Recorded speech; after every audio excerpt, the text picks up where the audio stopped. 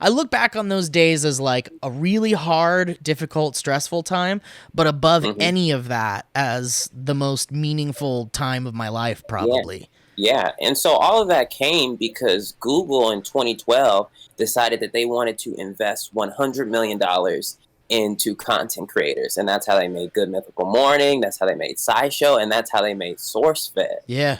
So it was crazy when I found out last week that LeBron James is spending $100 million on African American content creators. Dude, what is this? You have to explain this.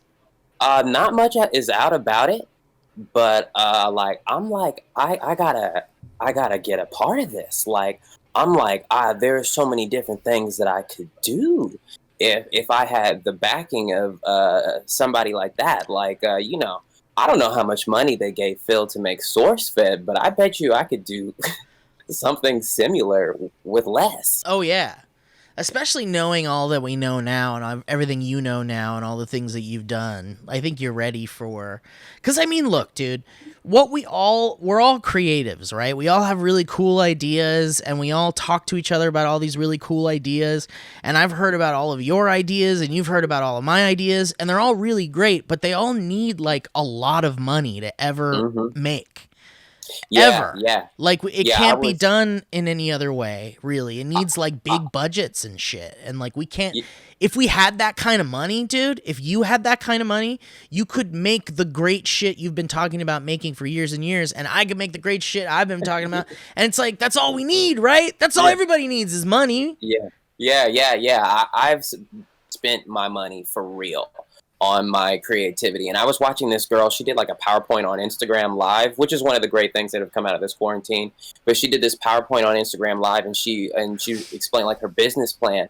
And she said that one of the mistakes that she learned was that that you can't spend your own money on like your creative ideas. And I was like, I am guilty of that. Like, you remember when I made the late night talk show out of my living room and everybody was like, Will, you cannot Yeah, you're gonna get you, evicted.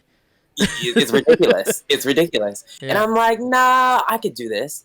And that is like one of 1 million times. But like, if you Wait, so have, that person said that you can't spend money on your idea. Like you shouldn't you, spend money on your ideas? if you want to make something like great, you want to have investors. You want Oh, to right, like right, make it right, a right. business with other people involved. So it's almost like believing in your project so much that other people will put money into it to Yeah, help you yeah, make yeah. it. And you know me as an artist, I've never focused on money. That I think has been my blessing and what has gifted me with, always being concentrated on developing skills and talent is that I never wanted it to be about money. It's always been against my belief system, but, with the world that we're in now, with the economy going the way it is, I'm like, oh, what it actually is that I need to achieve my dreams is money. Like, and Yeah. I hate to say it, but it's true. I mean, I, you can make whatever you want with what you have, but hmm. I think we've already done as much as we can possibly do with like the limited budgets we've ever had Hmm. to Yeah, make shit. and I totally agree with you on that. Like I've been making these videos on my channel, William Haynes TV, including the LeBron video that just came out today with the hashtag give Will 100 mil. Is that the Yeah, hashtag? hashtag give Will 100 mil because I want people to tweet him. But yeah, I've been making videos. And people have been responding to him so nice. Everybody's saying how much they love them. Like I'm literally shooting these videos on my cell phone. I was just thinking, I was like, I've been spending my whole life, like, I went to film school and I'm like, I need to have this camera with this lens and this type of color correction. But with the videos I've been making recently, I was like, it would be funny if I literally, I've been watching YouTube and I'm seeing all these commentary YouTuber videos and I'm like, you guys shot this with a potato. Which made me realize I was doing too much. The Sony potato. That's one The of their best Sony new cameras. potato is Japanese. Yeah, I mean it especially now too when people are like, stuck at home and they don't have access to like studio equipment and stuff, they're like scrounging around for things they just have in the house. Like Whitney did this Friend Film Festival that we I thought all that was so hilarious. Yeah, it's really Yeah. good. And did you see her movie? No, I haven't seen it It's yet. revolting. It's disgusting. You guys, I'm not surprised. yeah, I love it. It's like straight up like a Fantastic Fest kind of like gross out Yeah. kind of thing. It's really cool. But um Yeah, that's a great idea though. That home film festival. I love these kind dude, of it was ideas that people are coming brilliant. up with. Brilliant. Yeah. I like when she asked me to be a part of it, I was like, I don't know if I don't know if I want to, like, I'm doing Valley Folk shit, which is my priority over everything. And then I have Mhm. Dynamic Banter, which is like really close to it, like the Valley Folk priority stuff for me. And then I have Uh-huh. all this other shit going on. It's like, I don't know if I want to, if Hmm. I even could be able to do it, but being like having a goal and, like not wanting to let anybody down and not let my friend Whitney down. I Hmm. had a motivation to like do something, but everybody's films were all like of varying qualities, and some people had like nice cameras and shit and it looked kind of nice, and some people's were like straight up on their fucking cell phones and shit. Hmm. And I was like, none of that matters. Like it Hmm. totally doesn't matter. I mean, I think Yeah, yeah. audio is probably still The most very important. very important, Very, very important. Yeah, but I'm actually recording with yeah. my videos straight into like my the same equipment that I use to record music. Like I'm Yeah. processing my audio really strong because if they teach you anything in film school, like your video quality could be crappy. What is most important for some reason to humans is if everything sounds right. Yeah. That's just something they teach you in film school. But yeah, yeah. Other than that, I really do love the creativity that's coming out of this time. And I really want to make movies like more than ever before. Like I know that you know because I've told you, but Oh I've been yes, we've thinking talked about endlessly about our movie ideas and your movie ideas. and it's becoming stronger and stronger. And I'm like I'm for the first time in my life, I'm like I really want to get that out there and record it, and even write it. Like I think that's been one of the biggest issues for people like you and I. We're actors. We're comedians. We're not really the type to really, even though we've written dozens and dozens of scripts. When it comes to like a feature length or something like that, that's not typically what we sit there and are trying to do. Right. But recently, I've realized that the ideas that I have are so like inherently mine that if I don't write it, then it won't be created. Yeah, then you got to do it. Yeah, and the same thing is true for you for the ideas that you've told me about. Yeah. I know. I think about like get like putting a pitch thing together and then just being like, if I could be an executive producer on it, just Hmm. to oversee things and make sure they don't royally screw up some of the Yeah. ideas I have here, then someone Yeah. else could just take it and I'll be a part of Yeah. it. But And we it's keep hard to trying to like do find that with things that that writer are, friend. yeah. We always are like, I'm gonna find a writer friend. Like, I went to film school. Like, we know everybody that does movies and stuff, and yet we still can't find that friend that's just gonna take our I ideas know. and put them together. I know, because it's like, you could, you know a few people that you could probably coerce, but for the most Hmm. part, it's like if you want it done right, you got to do it yourself.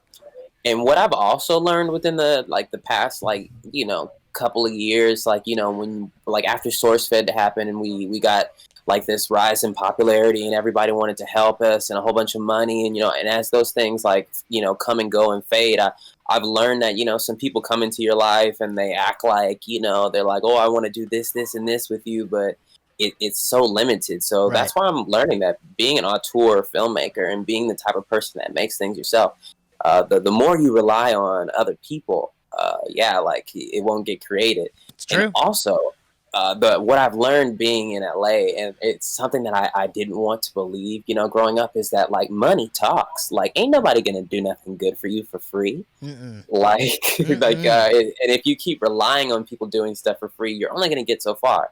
Like you're saying, we've created so much in our life. We've done everything we can with what's just around. I think I've maximized out on what I can get done for free. At this point, Yeah. I need $5,000 per episode, and Yeah. I can make something incredible, amazing happen. Yeah. And yeah, I mean, like what people be like back when we were on Discovery, my budget was like $150 per episode, and I was able to do a lot with that.